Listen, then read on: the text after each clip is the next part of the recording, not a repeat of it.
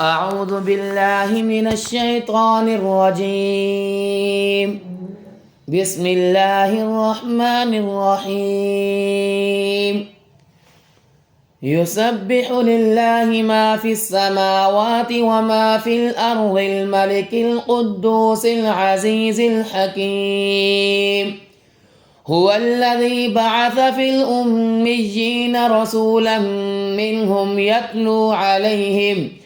يتلو عليهم آياته ويزكيهم ويعلمهم الكتاب والحكمة وإن كانوا من قبل لفي ضلال مبين وآخرين منهم لما يلحقوا بهم وهو العزيز الحكيم.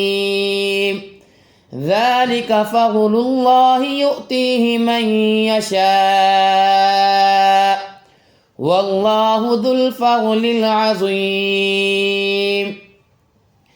مثل الذين حملوا التوراة ثم لم يحملوها كمثل الحمار يحمل أسفارا بئس مثل القوم الذين كذبوا بآيات الله والله لا يهدي القوم الظالمين. قل يا أيها الذين هادوا إن زعمتم أنكم أولياء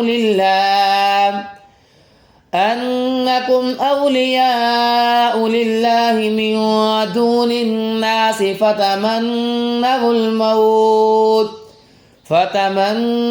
الموت إن كنتم صادقين ولا يتمنونه أبدا بما قدمت أيديهم والله عليم بالظالمين. قل إن الموت الذي تفرون منه فإنه ملاقيكم ثم تردون إلى عالم الغيب والشهادة